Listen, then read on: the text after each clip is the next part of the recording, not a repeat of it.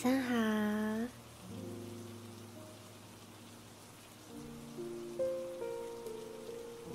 晚上好。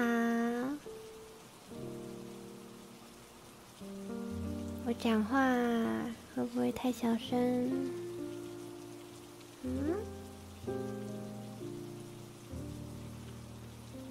好像要再大声一点。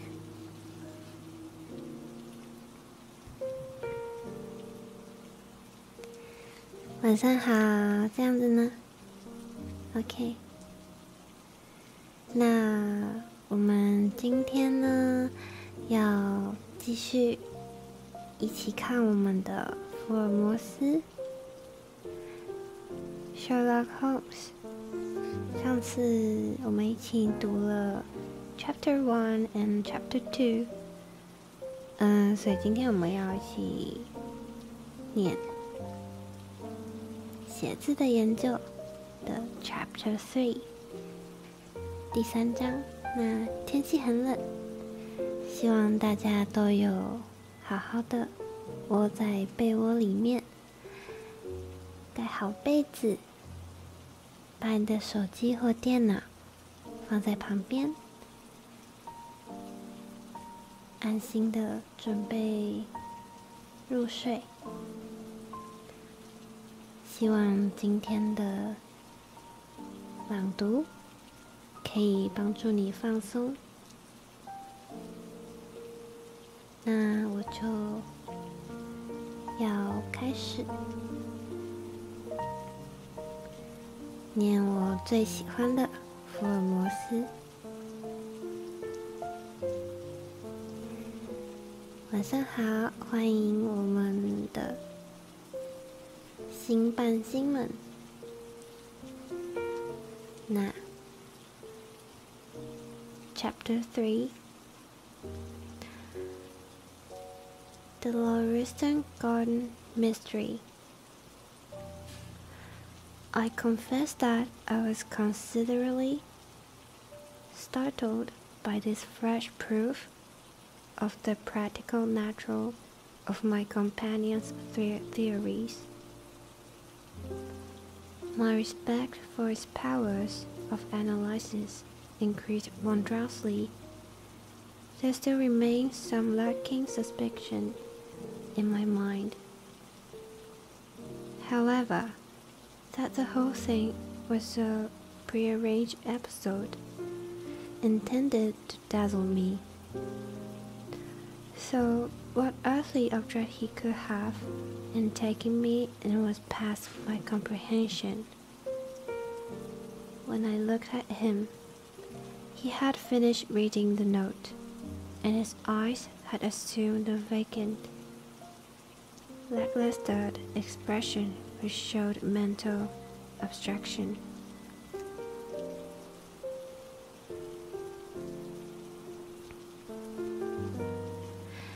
How in the world did you deduce that? I asked. Deduce what? Said he, petulantly. Why, that he was a retired sergeant of marines.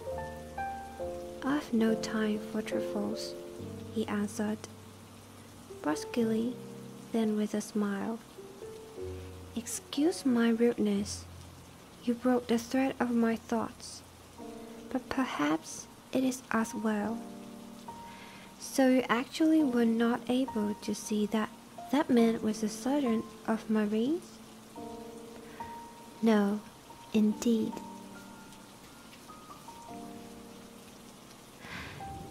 It was easier to know it than to explain why I know it. If you were asked to prove that 2 and 2 made 4, you might find some difficulty, and yet you are quite sure of the fact. Even across the street I could see a great blue anchor tattooed on the back of the fellow's hand. That smacked of the sea.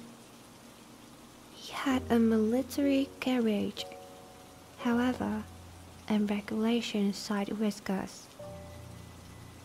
Then we have the Marine. He was a man with some amount of self-importance, and a certain air of command. You must have observed the way in which he held his head and swung his cane. A steady, respectable, middle-aged man, too. On the face of him, all facts which led me to believe that he had been a surgeon. Wonderful, I ejaculated. Commonplace, said Holmes. So I thought from his expression that he was pleased at my evident surprise and admiration. I said just now that there were no criminals. It appears that I'm wrong. Look at this. He threw me over the note which the commissioner had brought.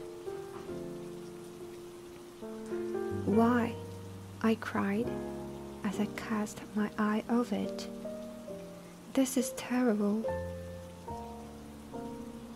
It does seem to be a little out of the common, he remarked, calmly. Would you mind reading it to me aloud? This is the letter which I read to him.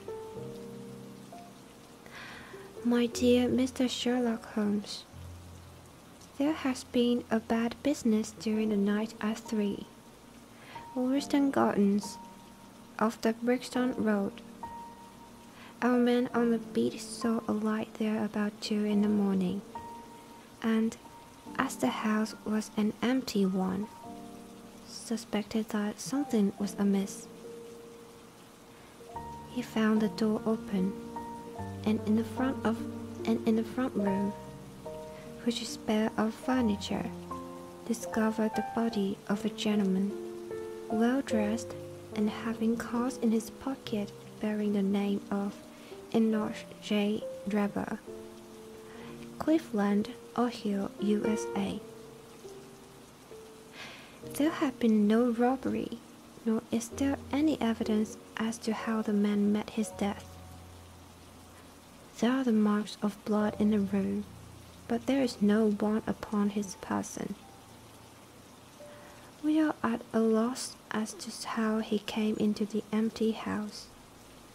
Indeed, the whole affair is a puzzler.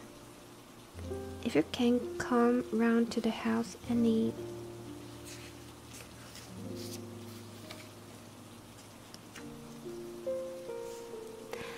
time before 12, you will find me there. I have left everything in statu quo until I hear from you. If you are unable to come, I shall give you fuller details, and would esteem it a great kindness if you would favor me with your opinions. Yours faithfully, Tobias Gregson. Gregson is the smartest of the Scotland Yarders, my friend remarked. He and Lester are the pick of a bad lot.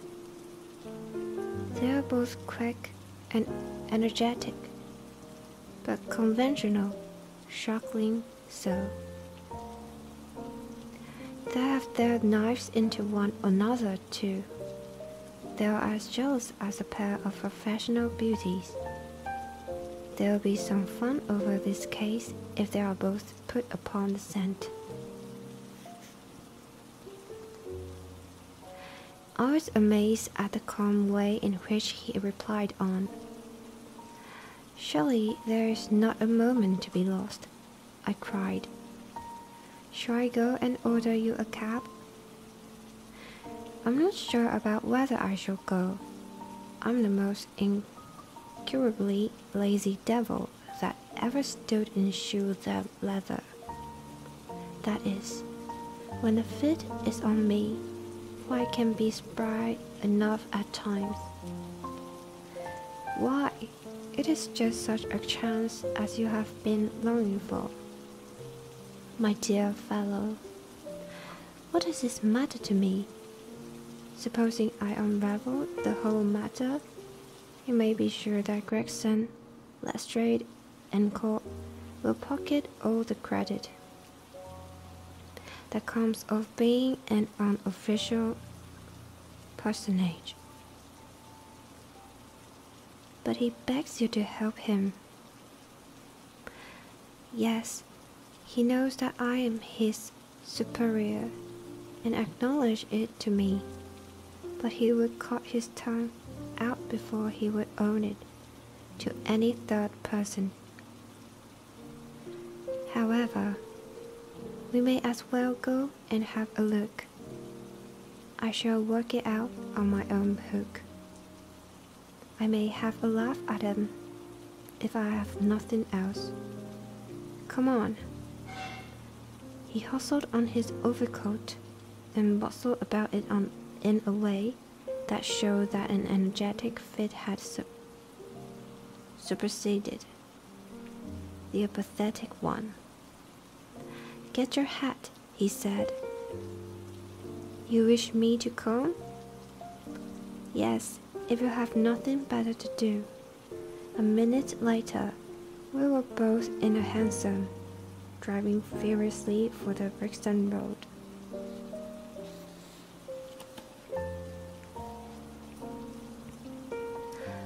It was a foggy, cloudy morning, and a dawn-colored veil hung over the housetops, looking like the reflection of the mud-colored streets beneath.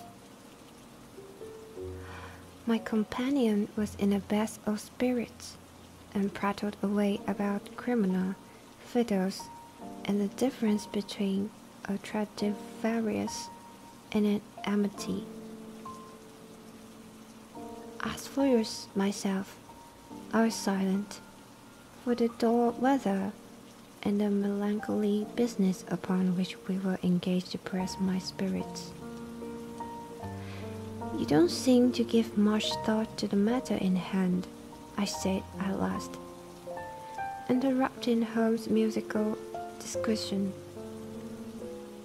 No data yet, he answered. It is a capital mistake to theorize before you have all the evidence. It biases the judgment. You'll have your data soon, I remarked, pointing with my finger. This is the Brixton Road, and that is the house, if I'm not very much mistaken. So it is. Stop, driver, stop. We were still 100 yards or so from it, but he insisted upon our alighting, and we finished our journey upon foot. Number 3, Lauriston Gardens were an ill-omened and mandatory look. It was one of 4 which stood back some little way from the street, 2 being occupied and 2 empty. The latter looked out with 3 tiers of vacant melancholy windows, which were blank and dreary, save that here and there a to-let card had developed like a cataract upon the bleared panes. A small garden sprinkled over with a scattered eruption of sickly plants separated each of 3 these houses from the street, and was traversed by a narrow pathway, yellowish in color and consisting apparently of a mixture of clay and of gravel. The whole place was very sloppy from the rain which had fallen through the night. The garden was bounded by a 3-foot brick wall with a fringe of wood rails upon the top, and against this was leaning a stalwart police constable, surrounded by a small knot of loafers, who craned their necks and strained their eyes in a vain hope of catching some glimpse of the proceedings within. I had imagined that Sherlock Holmes would at once have hurried into the house and plunged into a study of the mystery.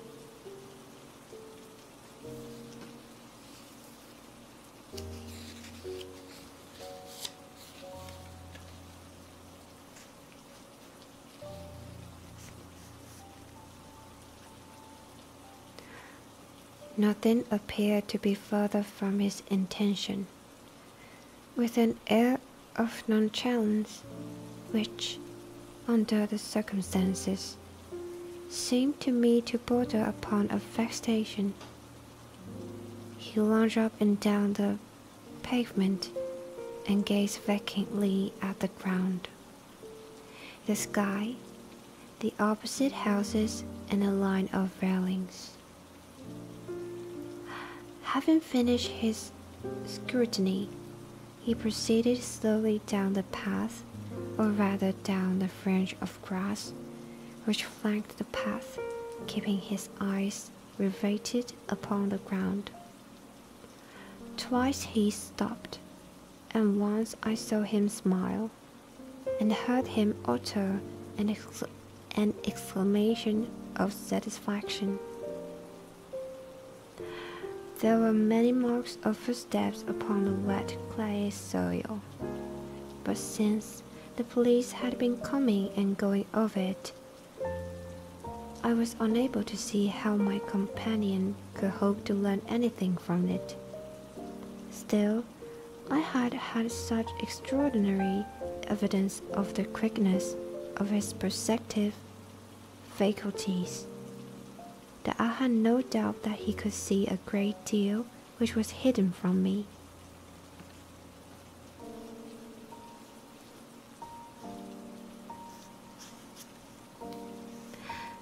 At the door of the house, we were met by a tall, white-faced, flaxen-haired man with a notebook in his hand, who rushed forward and wrung my companion's hand with effusion. "It is indeed kind of you to come," he said. "I have had everything left untouched." "Except that," my friend answered, pointing at the pathway. "If a herd of buffaloes had passed along, there could not be a greater mess, no doubt. However, you had drawn your own conclusions, Gregson, before you permitted this."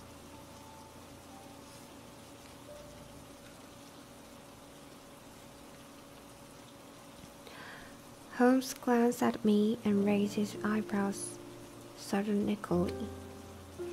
"With two such men as yourself and Lestrade upon the ground, there will not be much for a third party to find out," he said. Gregson rubbed his hands in a self-satisfied way. "I think we have done all that can be done," he answered. "It's a queer case, though, and I knew your taste for such things." "You did not come here in a cab?" asked Sherlock Holmes. "No, sir." "No Lestrade?" "No, sir." "Then let us go and look at the room," with which inconsequent remark he trod on into the house, followed by Gregson, whose features expressed his astonishment.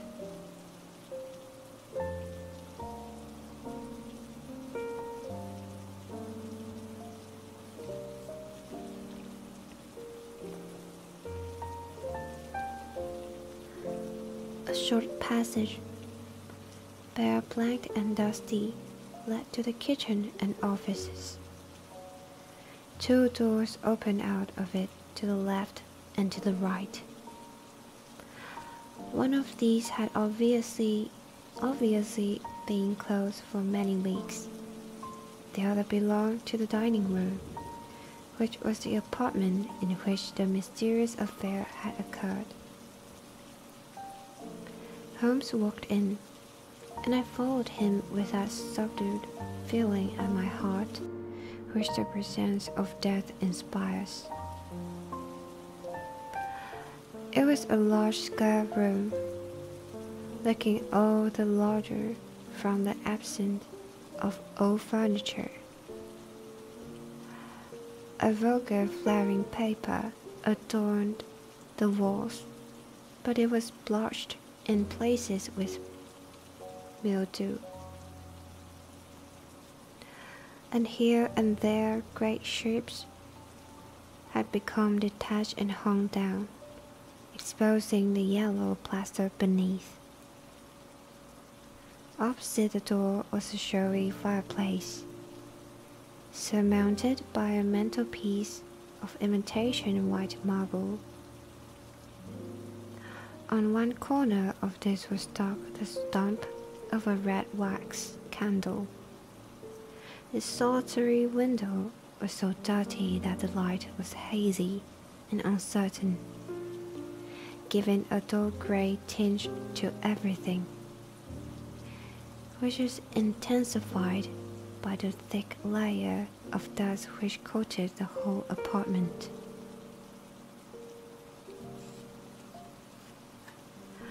All these details I observed afterwards.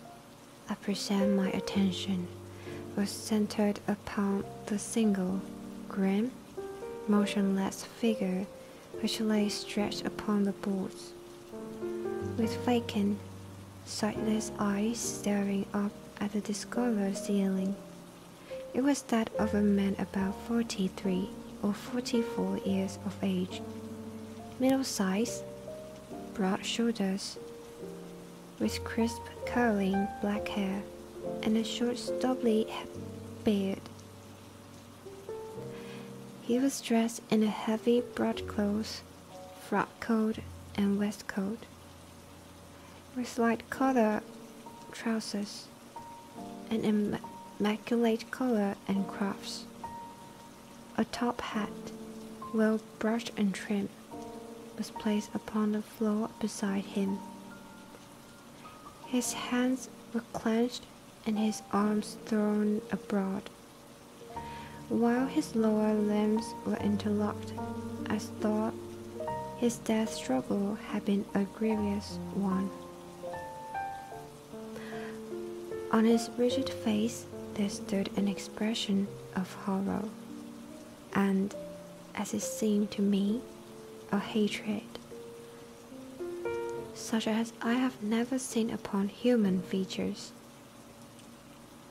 This malignant and terrible contortion, combined with a low forehead, blunt nose, and prognathous jaw, gave the dead man a singularly simious and apple-like appearance,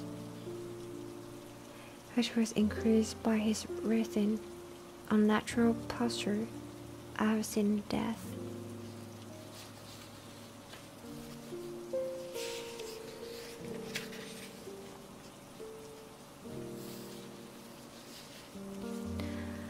In many forms, but never has it appeared to me in a more fearsome aspect than in that dark, grimy apartment, which looked out upon one of the main arteries of suburban London.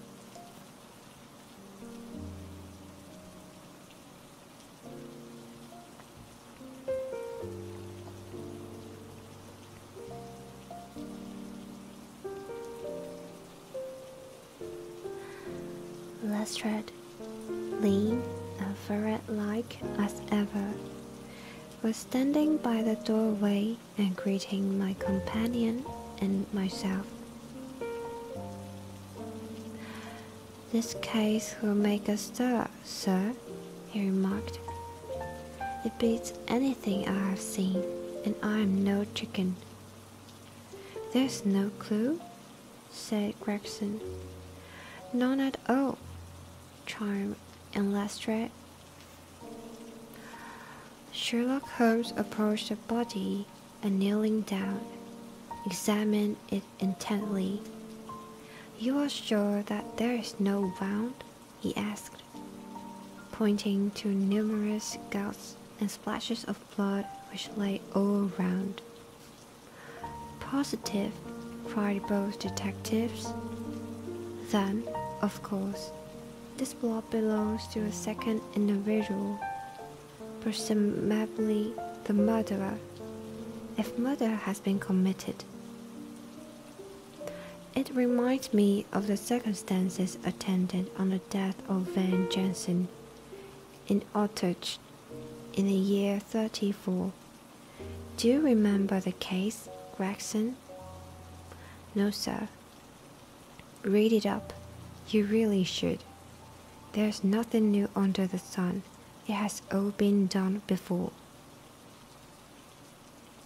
As he spoke, his nimble fingers were flying here, there, and everywhere, feeling, pressing, unbuttoning, examining, while his eyes wore the same far-away expression which I have already remarked upon. So swiftly was the examination made, that one would hardly have guessed the minuteness with which it was conducted. Finally, he sniffed the dead man's lips, and then glanced at the soles of his patent leather boots. "He has not been moved at all?" he asked. "No more than was necessary for the purpose of our examination."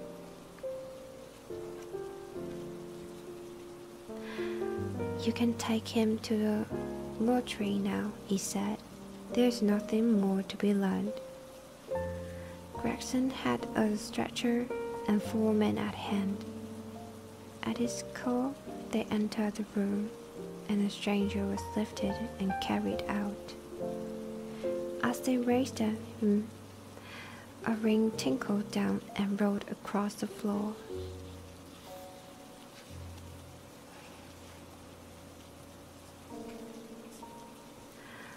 Lestrade grabbed it up and stared at it with mystified eyes. "There's been a woman there," he cried. "It's a woman's wedding ring." He held it out as he spoke, upon the palm of his hand. We all gathered around him and gazed at it. There could be no doubt that that circlet of plain gold had once adorned the finger of a bride. "This complicates matters," said Gregson. "Heaven knows, they were complicated enough before." "You're sure it doesn't simplify them?" observed Holmes. "There's nothing to be learned by staring at it. What did you find in his pockets?" "We have it all here," said Gregson, pointing to a litter of objects about one of the bottom steps of the stairs. A gold watch, number 97163, by Barraud of London.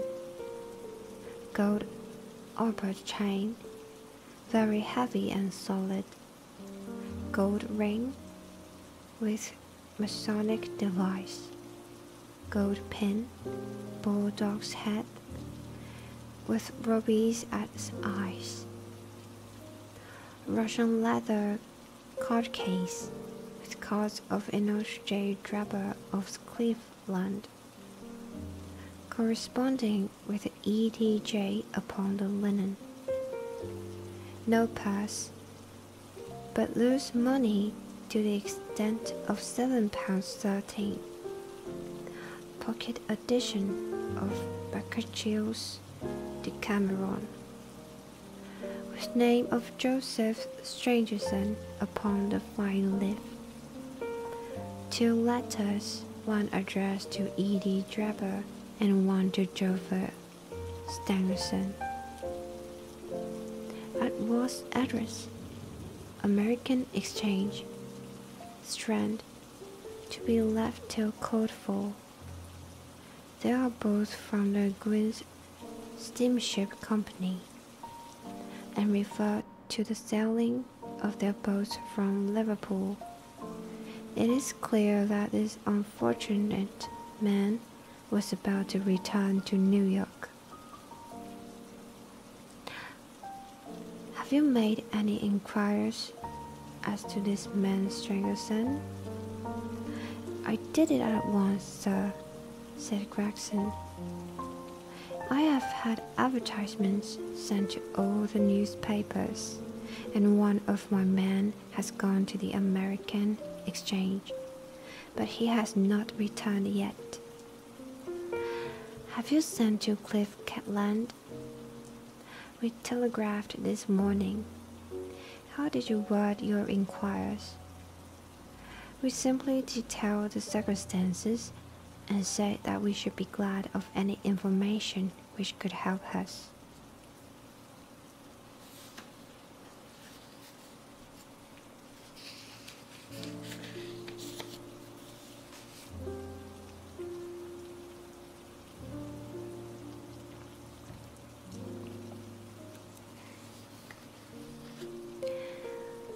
You did not ask for particulars on any point which appeared to you to be crucial. I asked about Stangerson. Nothing else? Is there no circumstance on which this whole case appears to hinge?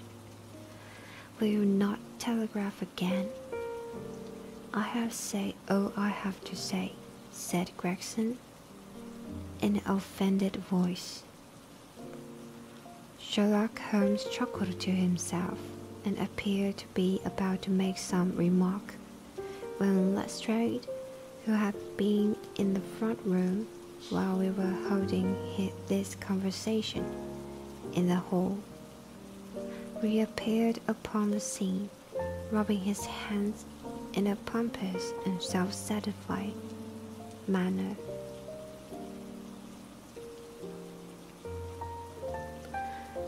Mr. Gregson, he said, I have just made a discovery of the highest importance, and one which would have been overlooked had I not made a careful examination of the walls. The little man's eyes sparkled as he spoke, and he was evidently in a state of suppressed exultation at having scored a point against his colleague.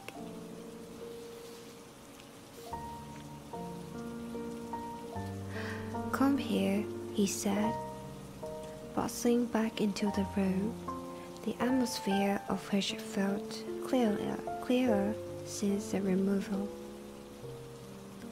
of his ghastly image. Now, stand there. He struck a match on his boot and held it up against the wall. Look at that, he said, triumphantly. I've remarked that the paper had fallen away in parts. In this particular corner of the room, a large piece had peeled off, leaving a yellow square of coarse plastering. Across this bare space, there was scrawled in blood-red letters a single word: Reich.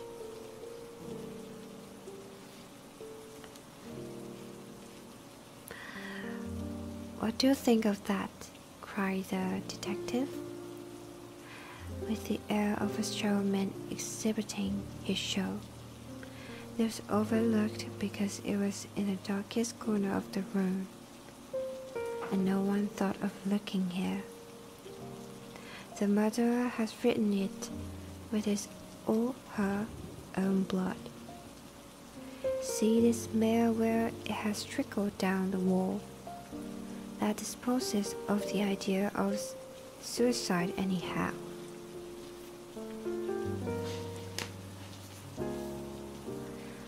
Why was that corner chosen to write it on?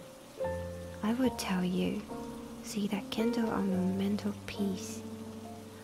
It was lit at the time, and if it was lit, this corner would be the brightest instead of the darkest portion of the wall. And what does it mean now that you have found it? Asked Gregson in a depreciatory voice. Mean? Why, it means that the writer was going to put a female name Rachel, but was disturbed before he or she had time to finish. You mark my words, when this case comes to be cleared up, you will find that a woman named Rachel has something to do with it. It's all very well for you to laugh, Mr. Sherlock Holmes. You may be very smart and clever, but the old hound is the best when all is said and done.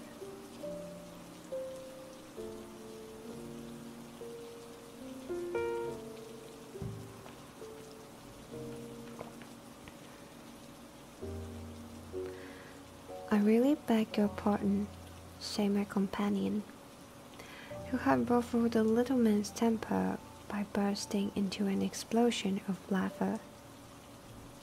You certainly have the credit of being the first of us to find this out, and, as you say, it bears every mark of having been written by the other participant in last night's mystery. I have not had time to examine this room yet, but, with your permission, I should do so now. As he spoke, he whipped a tape measure and a large round magnifying glass from his pocket. With these two implements he trotted noiselessly about the room, sometimes stopping, occasionally kneeling, and once lying flat upon his face. So engrossed was he with his occupation that he appeared to have forgotten our presence, for he chattered away to himself under his breath the whole time, keeping up a running fire of exclamations, groans, whistles, and little cries suggestive of encouragement and of hope. As I watched him, I was irresistibly reminded of a pure-blooded, well-trained foxhound as it dashes backward and forward through the covert, whining in its eagerness until it comes across the lost scent. For 20 minutes or more, he continued his researches, measuring with the most exact care the distance between marks, which were entirely invisible to me, and occasionally applying his tape to the walls in an equally incomprehensible manner. In one place, he gathered up very carefully a little pile of grey dust.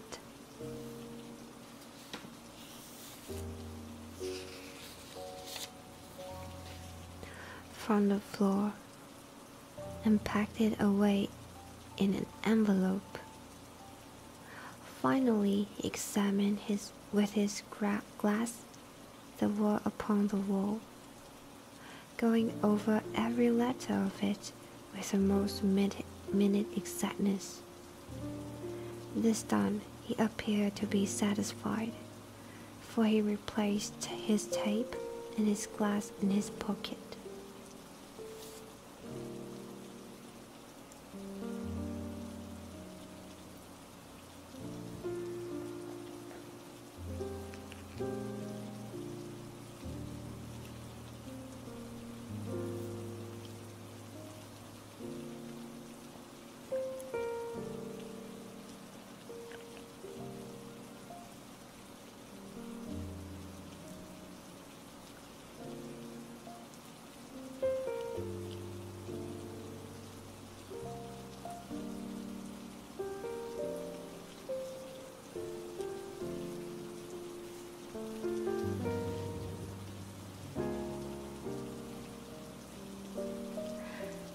They say that genius is an infinite capacity for taking planes, for he remarked it with a smile. It's a very bad definition, but it does apply to detective work. Gregson and Lestrade has watched the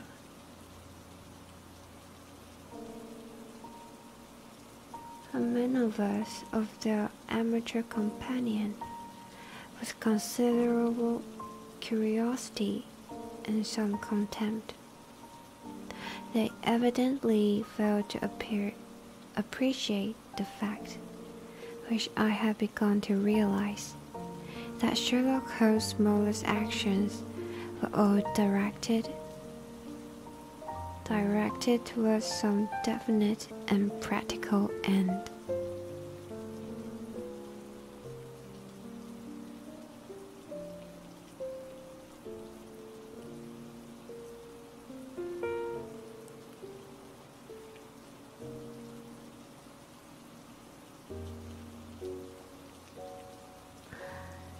What do you think of it, sir? They both asked. It would be robbing you of the credit of the case if I were to presume to help you, remarked my friend. You are doing so well now that it would be a pity for anyone to interfere. There was a world of sarcasm in his voice as he spoke. If you will let me know how your investigations go, he continued, I shall be happy to give you any help I can. In the meantime, I should like to speak to the constable who found the body. Can you give me his name and address?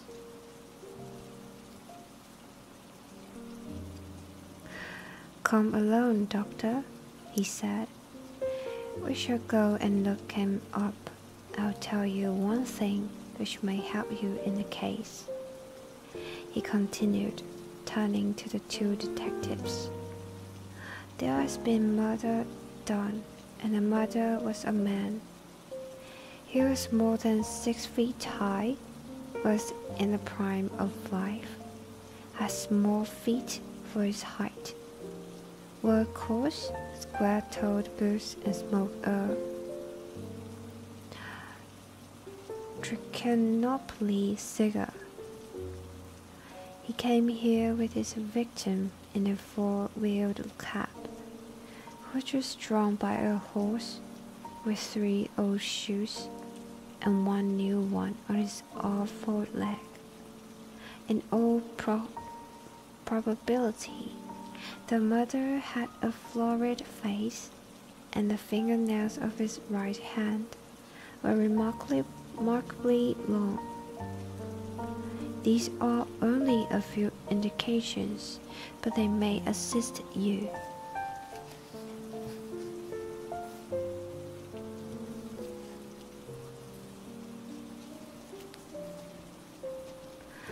Lestrade and Gregson glanced at each other with an incredulous smile.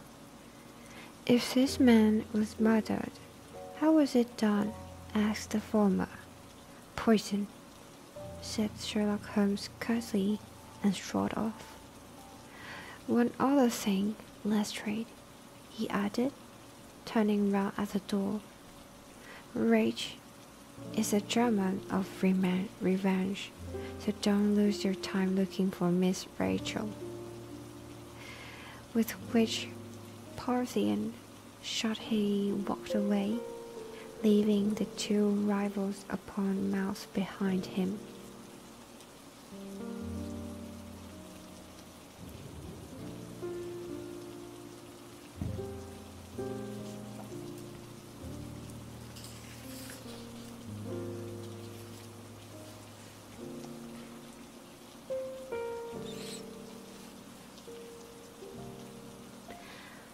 Chapter 4. What John Rance had to tell. It was 1 o'clock when we left number 3, Lauriston Gardens. Sherlock Holmes led me to the nearest telegraph office, whence he dispatched a long telegram.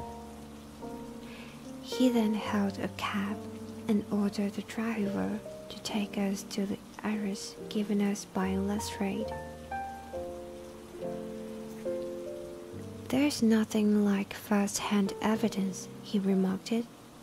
"As a matter of fact, my mind is entirely made up upon the case, but still we may as well learn all that is to be learned." "You amaze me, Holmes," said I. "Surely you are not as sure as you pretend to be of all those particulars which you gave." "There's no room for a mistake," he answered. "The very first thing which I observed on arriving there was that the cab had made 2 ruts, with its wheels close to the curb. Now, up to last night, we have had no rain for a week, so that those wheels which left such a deep impression must have been there during the night. There were the marks of the horse hoofs too, the outline of one of which was far more clearly caught than that of the other 3, showing that was a new shoe, since the cab was there after the rain began, and was not there."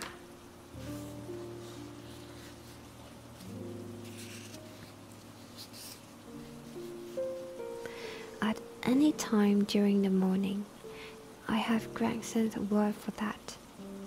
It follows that it must have been there during the night, and therefore that is brought those 2 individuals of the house. "That seems simple enough," said I. "But how about the other man's height?"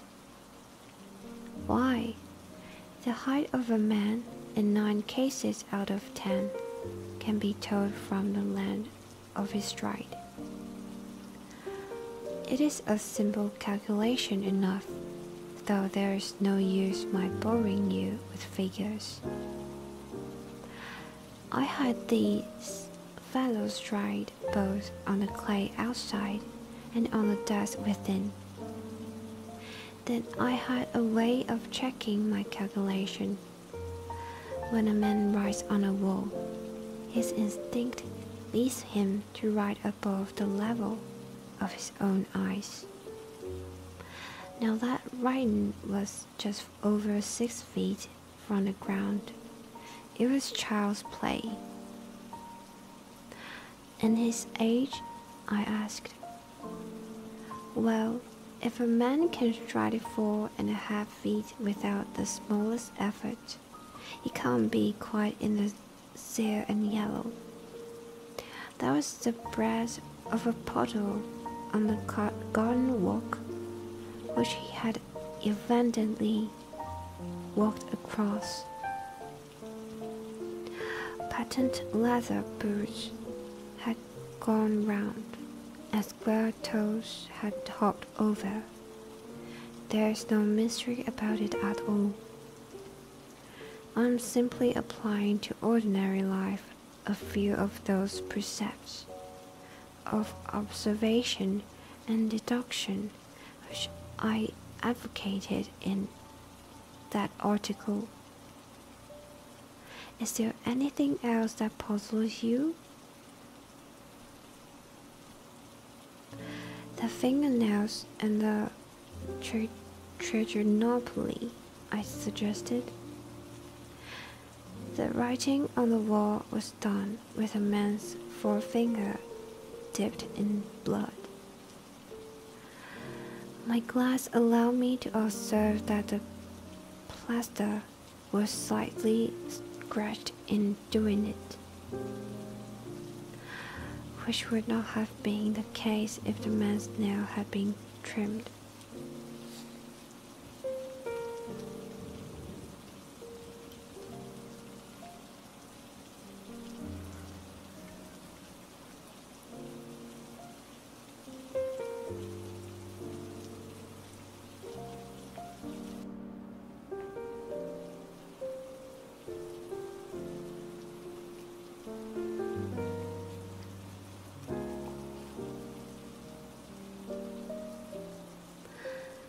I gathered up some scattered ash from the floor. It was dark in color and flaky. Such an ash is only made by a trichinopoly. I have made a special study of cigarette ashes. In fact, I have written a monograph upon the subject. I flattered myself that I can distinguish at a glance the ash of any known brand, either of cigar or of tobacco. It is just in such details that the skilled detective differs from the Gregson and Lestrade type. In a florid face, I asked, "Ah, that was a more daring shot, though I have no doubt that I was right. You must not ask me that at the present state of the affair."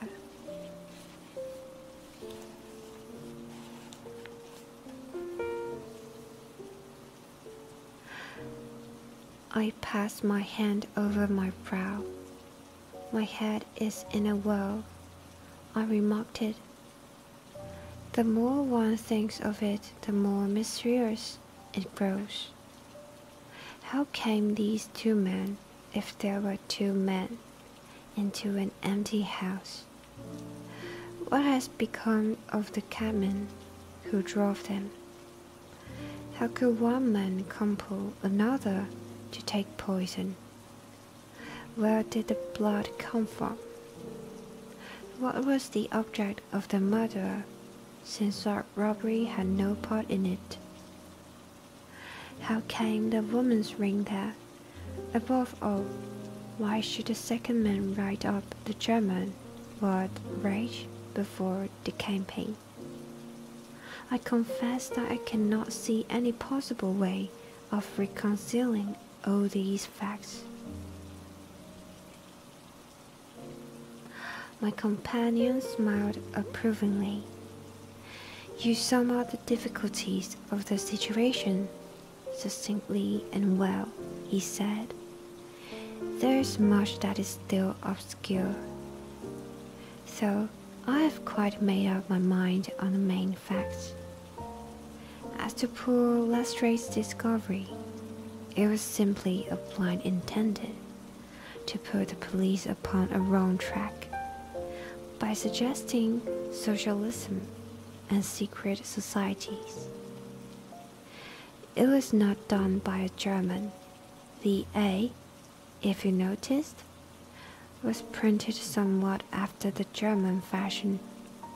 Now, a real German invariably prints in the Latin character, so that we may safely say that it was not written by one, but by a clumsy imitator who overdid his part. It was simply a ruse to divert inquiry into a wrong channel. I'm not going to tell you much more of the case, Doctor. You know, a conjurer gets no credit when once he has explained his trick. And if I show you too much of my method of working, you will come to the conclusion that I'm a very ordinary individual after all." "I shall never do that," I answered. "You have brought detection as near an exact science as it ever will be brought in this world." My companion flushed up with pleasure at my words, and the earnest way in which I uttered him. I had already observed that he was insensitive to flattery on the score of his art, as any girl could be of her beauty. "I'll tell you one other thing," he said. "Patent leathers and square toes came in the same cab, and they walked down the pathway together as friendly as possible, arm in arm. In all probability, when they got inside, they walked up and down.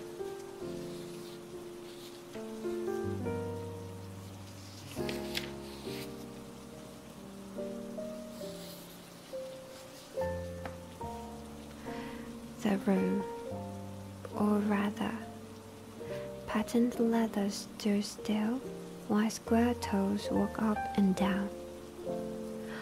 I could read all that in the dust, and I could read that as he walked he grew more and more excited.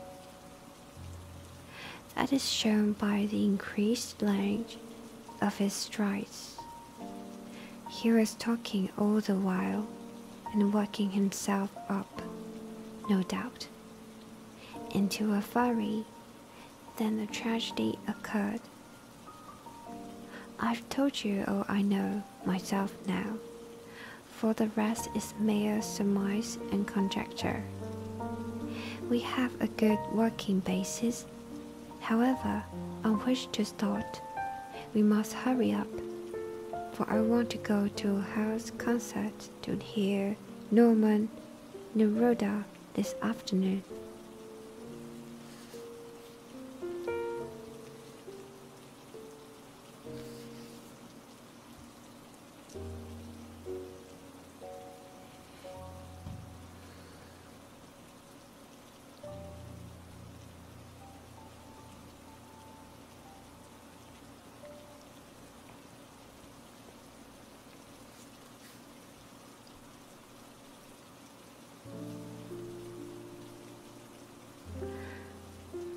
This conversation had occurred while our cab had been threading its way through a long succession of dingy streets and dreary byways.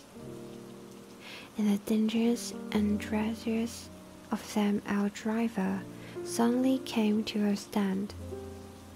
"That's oddly caught in there," he said, pointing to a narrow slit in a line of dead-colored brick.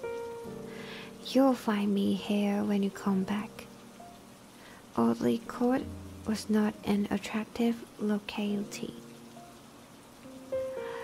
The narrow passage led us into a quadrangle paved with flags and lined by sordid dwellings.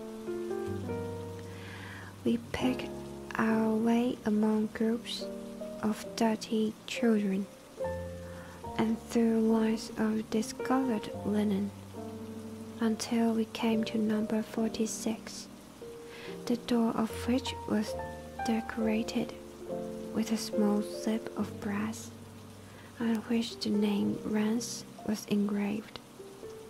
On inquiry, we found that the constable was in bed, and we were shown into a little front parlour to await his coming. He appeared presently, looking a little irritable at being disturbed in his slumbers. "I made my report at the office," he said. Holmes took a half-sovereign from his pocket and played with it pensively. "We thought that we should like to hear it all from your own lips," he said. "I should be most happy to tell you anything I can," the constable answered, with his eyes upon the little golden disc. "Just let us hear it all in your own way as it occurred." Rance sat down on the horsehair sofa and knitted his brows as though determined not to omit anything in his narrative. "I'll tell it yet from the beginning," he said.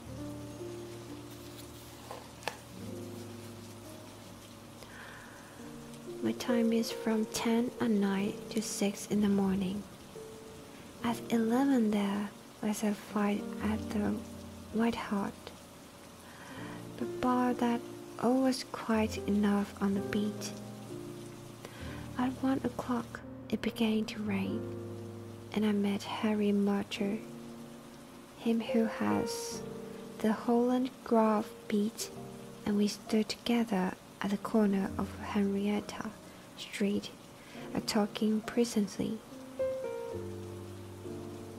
Maybe about 2 or a little after, I thought I would take a look around and see that all was right down the big sun road. It was precious dirty and lonely. Not a soul did I meet all the way down, though a cab or 2 went past me. I was strolling down, thinking between ourselves how uncommon handy a full of gin hot would be, when suddenly the glint of a light caught my eye in the window of that same house. Now, I knew that them 2 houses in Larriston Gardens was empty on account of him that owns them, who won't have the drain see to.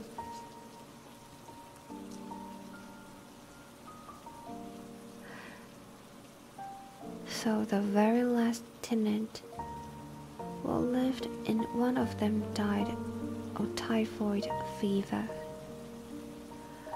I was knocked all in a heap, therefore, at seeing a light in the window, I suspected that something was wrong. When I got to the door, you stopped and then walked back to the garden gate. My companion interrupted. What did you do that for? Rance gave a violent jump and stared at Sherlock Holmes with the utmost amazement upon his features. Why, that's true, sir, he said. So how you come to know it, heaven only knows. You see, when I got up to the door, it was so still and so lonesome that I thought I'd be none the worse for someone with me.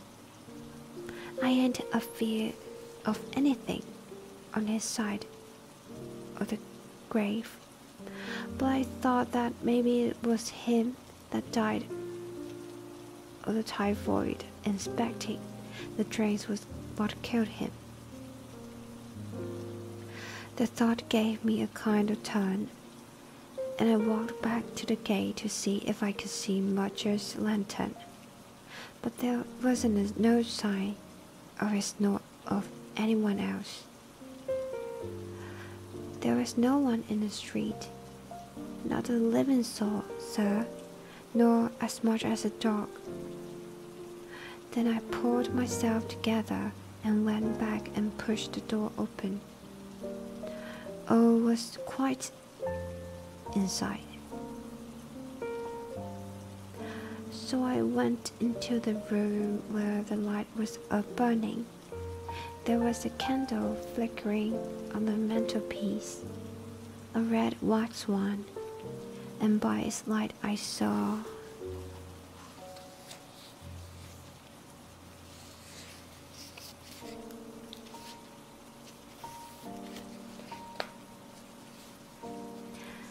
Yes, I know all that you saw.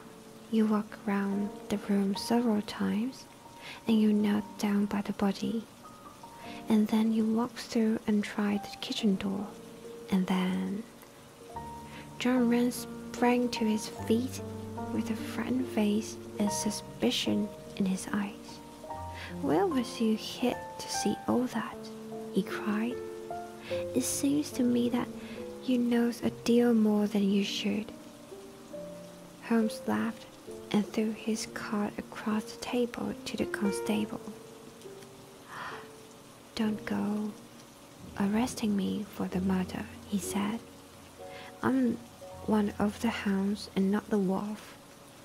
Mr. Gregson or Mr. Lestrade will answer for that. Go on, though. What did you do next? Rance resumed his seat without, however, losing his mystified expression.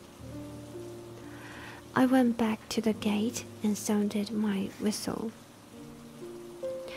That brought Mudger and 2 more to the spot.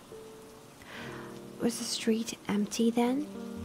Well, it was as far as anybody that could be of any good goes. What do you mean? The constable's features broadened into a grin. "I've seen many of drunk shape in my time," he said, "but never anyone so crying drunk as that calf."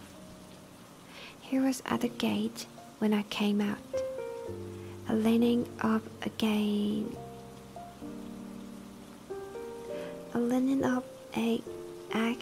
in the railings, and a sing at the pitch of his lungs about Columbines, new fangled banner, or some such stuff.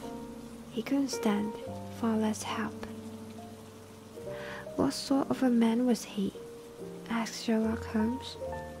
John Rance appeared to be somewhat irritated at his digression. "He was an uncommon drunk sort of man," he said. "He'd have found himself in the station if we hadn't been so took up. His face, his dress, didn't you notice them?" Holmes broke in impatiently. "I should think I did notice them, seeing that I had to prop him up. Me and Murchard between us.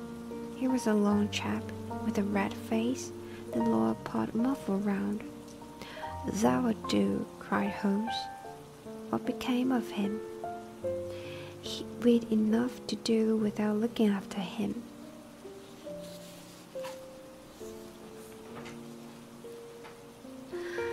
The policeman said, in an aggrieved voice. "Our wagon found his way home all right." "How was he dressed?" "A brown overcoat." "Had he a whip in his hand?" "A whip? No. He must have left it behind," muttered my companion. "You didn't happen to see or hear a cab after that?" "No." "There's a half-sovereign for you," my companion said, standing up and taking his hat. "I am afraid, Rance, that you will never rise in the force. That head of yours should be for use as well as ornament. You might have gained your sergeant's stripes last night. The man whom you held in your hands is the man who holds the clue of this mystery, and whom we are seeking. There is no use of arguing about it now. I tell you that it is so. Come along, Doctor." We started off for the cab together, leaving our informant incredulous, but obviously uncomfortable. "The blundering fool," Holmes said, bitterly, as we drove back to our lodgings. "Just to think of his having such an incomparable bit of good luck, and not taking advantage of it." "I'm rather in the dark still. It is true that the description of this man tallies with your idea of the second party in this mystery. But why should he come back to the house after leaving it? That is not the way of criminals."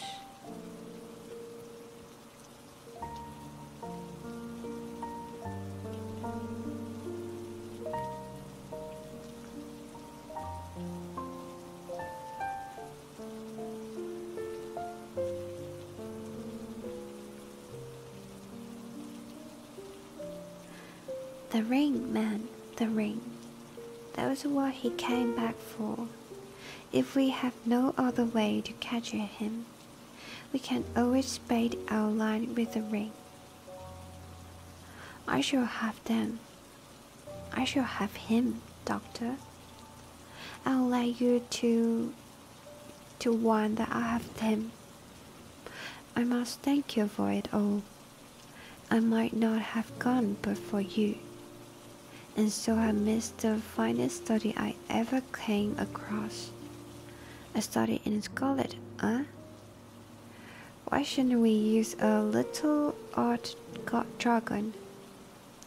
There's a scarlet thread of mother running through the colorless skein of life, and our duty is to unravel it and isolate it, and expose every inch of it. And now for lunch, and then for Norman Neruda. Her attack and her bowing are splendid. What's that little thing of Chopin's she plays so magnificently?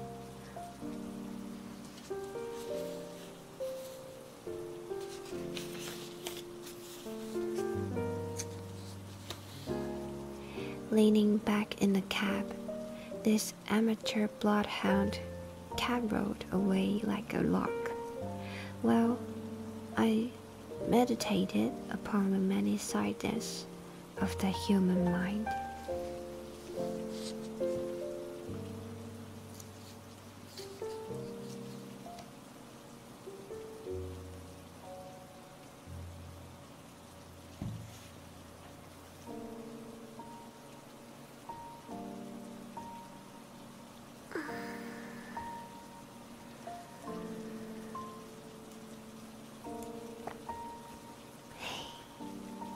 好了，今天差不多也是念完2章。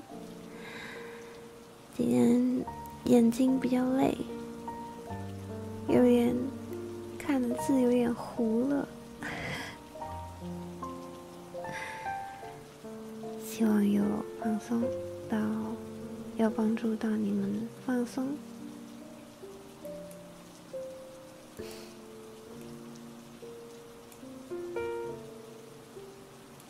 我正在看东西的字是重叠的，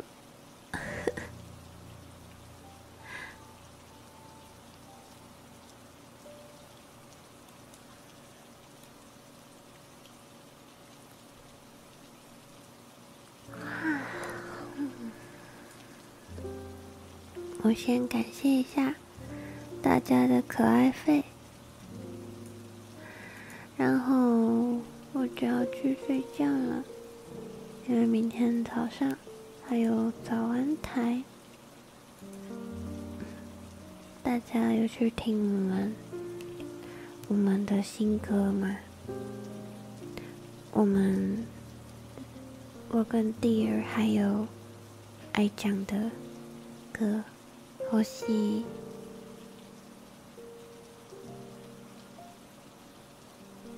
星の消えた夜に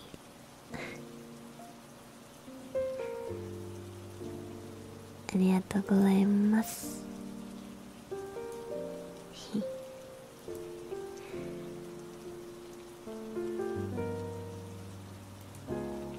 那我来感谢一下可爱费的部分。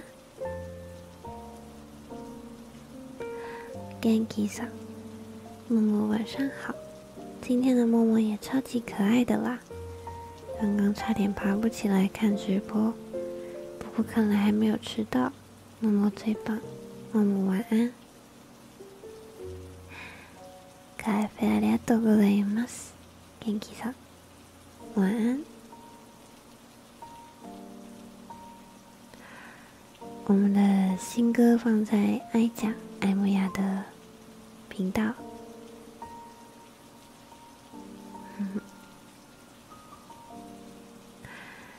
月红拌饭上，终于忙完活动，又可以看默默了。默默晚上好。月红拌饭上，可愛费ありがとうございます。晚上好。くるみさん没有留言，可愛费ありがとうございます。晚安了，拜拜。对，明天早上8点半，还有早安台，晚安，早点睡哦。ありがとうね。伊欧卡桑，我家的暖气都没有默默的声音暖。今天默默的朗读声依旧暖心，谢谢默默，能好好睡一觉了。早上见，晚安。晚安，伊欧卡桑，ありがとうね。可愛贝ありがとう。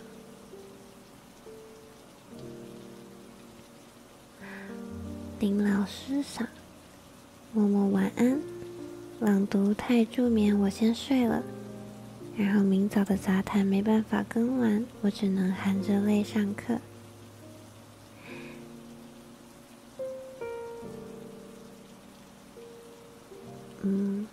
上课加油，上课很重要，要好好上课。我的档还可以补，老师说的话可补不了了。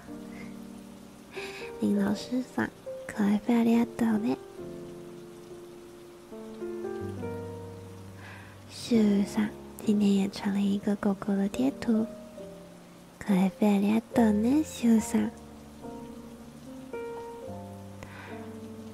可爱夜神号伞，默默晚安。虽然我刚睡醒。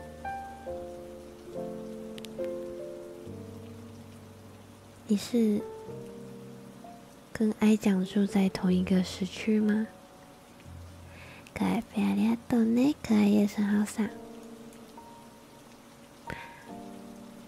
トロロロロロロロロロロロさん、可愛贝ありがとう。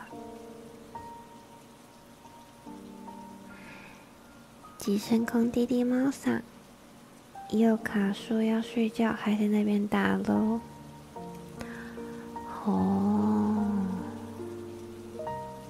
抓、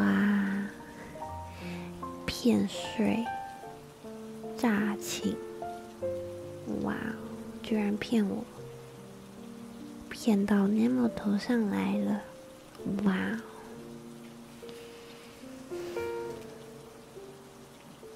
滴滴猫桑，可愛贝ありがとうね。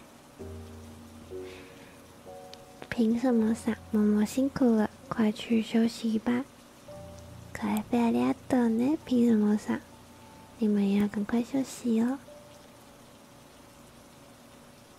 那伊欧卡桑，现在还有在看吗？他去打咯，不听 Nemo 的朗读。哇哦，还骗睡、诈请，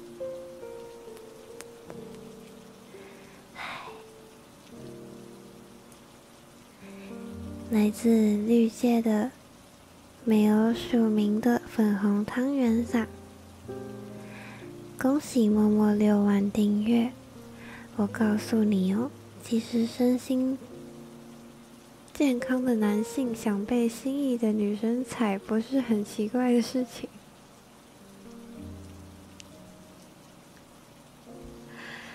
那是一种泰式按摩，可以处理大面积的肌肉酸痛。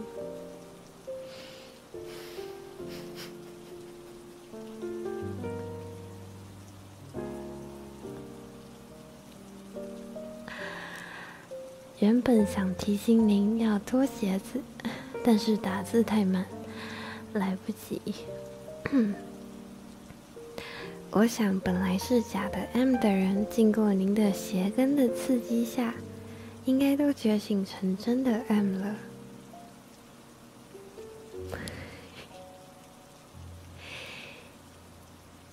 没有署名的粉红汤圆伞，可愛贝ありがとうね。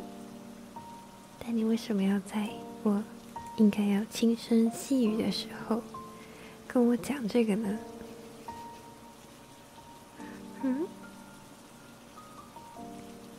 真的超级好笑。Steve 上传了一个贴图，可愛贝ありがとうございます。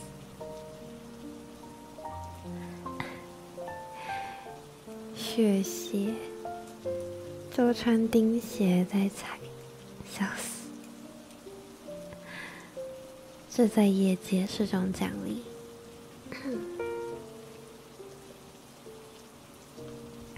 各位，明天早上8点半，还有我的杂谈，这可能是我的第1次空白杂谈，我有点紧张，因为我是一个早上开机需要比较久的人。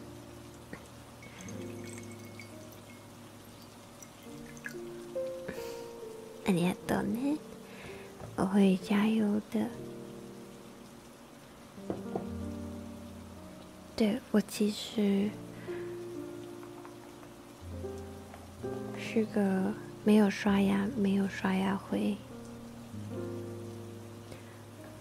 对哟，故事念完了，谢谢你。早上有开，明天早上而已。对，明天早上8点半。我其实是一个脾气好，但是起床气严重的人。我只要是非自然因素起床，被吵起来的或什么的，我起床气就很重。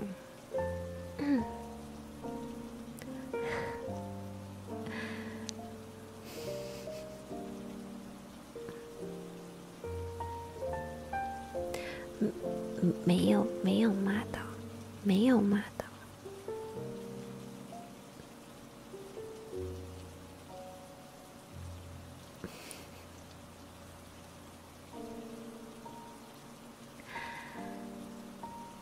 我只是先跟大家预告一下，我明天早上可能会有很多空白的段落。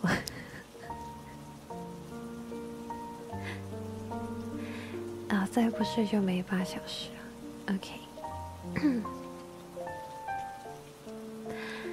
那今天差不多就要到这边，要跟大家说晚安了。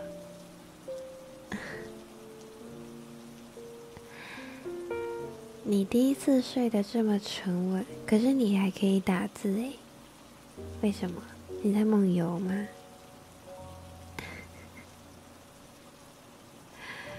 训练猫咪后空翻的小哥哥。谢谢上可爱贝阿里亚多呢，晚安呢。OK， 那大家要好好睡觉。那希望在这个 Blue Monday 就是让大家感受到放松，然后希望你们可以有个好梦。我很喜欢念故事，我很喜欢朗读给你们听，我喜欢可以帮助到你们。今天也谢谢大家来听我的朗读。ありがとうございました。那今天就要跟大家说晚安了，晚安哦。今天一天也辛苦了，那我们明天早上见喽。ありがとうね，晚安。